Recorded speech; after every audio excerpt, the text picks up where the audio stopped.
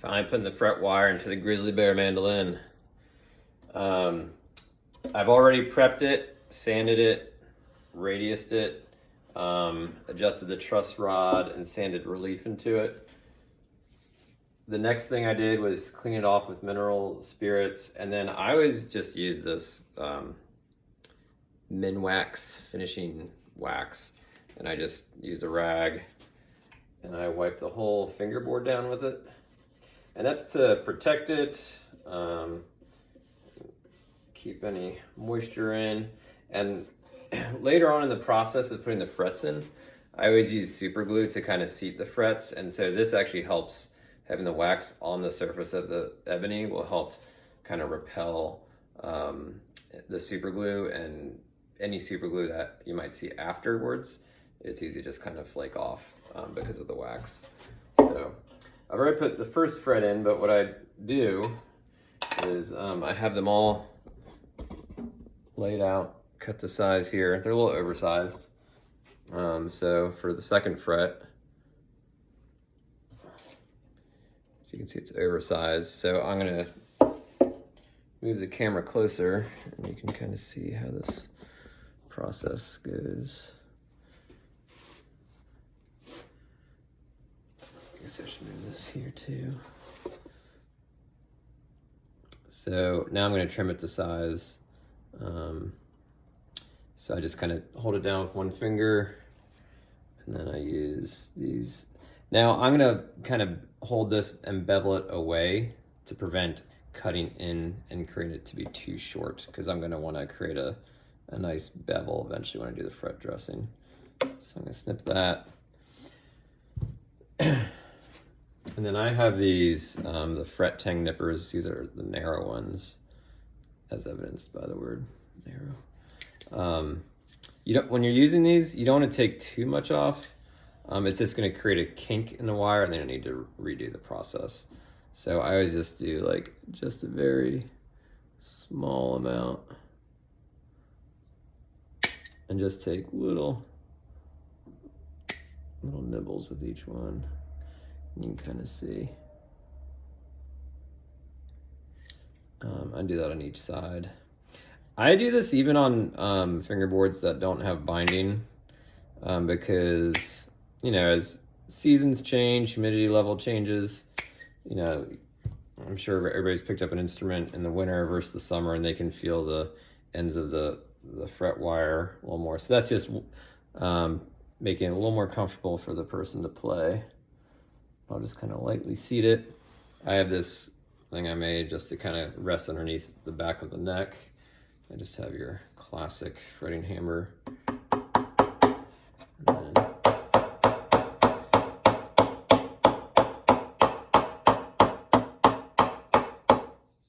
seat it in there. Afterwards, I want to look at the fret wires from the headstock looking down the neck. You can see if there's any obvious spots where it's not seated.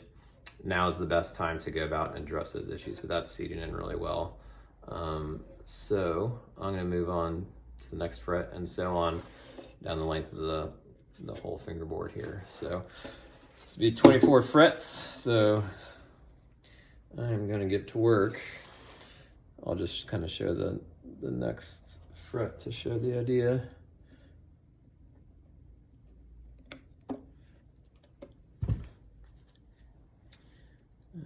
Just a little on each end.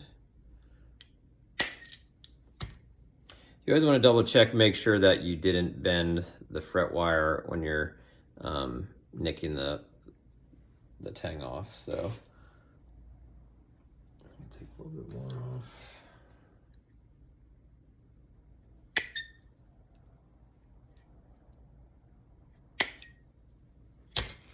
Now let's say you seat the fret and it's not all the way in. Well, you know, that's when you just have to do process of elimination and what the issue might be. I would start with looking at the fret slot, making sure it's nice and clean. You know, I've already done that, but I'll just take like a X-Acto blade and I'll just put it into the slot. and I'll just kind of run it through, get any gunk out. Let's say the fret slot is clean and there's no gunk in there. Well, the issue could be that your fret slot doesn't match the width of the fret wire. So double check that. But you know, if you need to be a little wider, I'll use kind of this little, I don't even know what it's called, punch thingy. And I'll just kind of center it into the fret slot, and I'll just kind of do that. And it kind of just in a very nice, uniform way will make the slot a little better to accept the fret wire. If you've tried those things and still not setting right, it could actually be maybe just something wonky with actual fret wire itself. So check the fret wire. And it could also be maybe the depth, and it's just the fret wire is bottoming out and it can't go down anymore. So troubleshoot with those things, and again, address the issues now rather than when you've put all the frets in, and kind of dial things in the moment. And it'll, I think, lead to some less frustration for the overall process. So, if your fret tang nippers, if they don't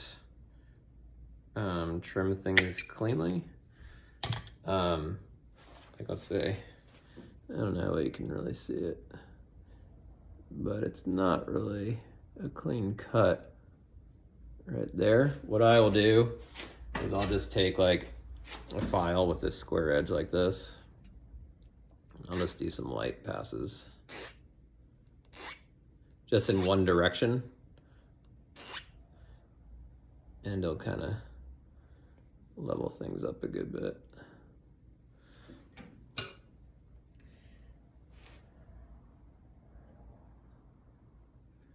And then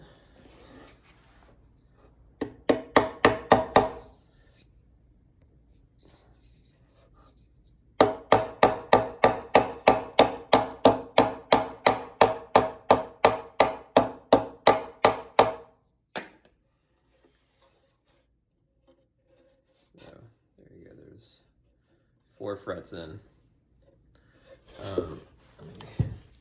I kind of trim them as I go sometimes.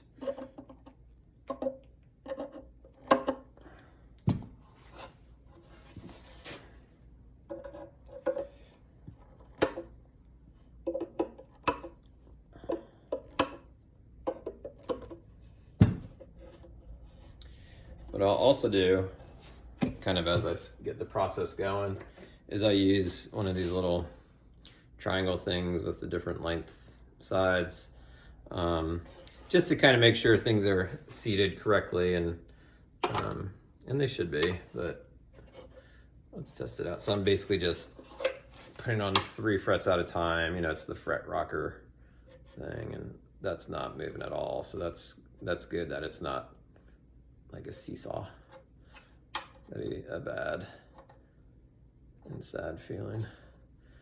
Those are good too. So far so good. So I'm gonna continue on down and do the rest of these frets here in the same way that I did this, and hope for the best.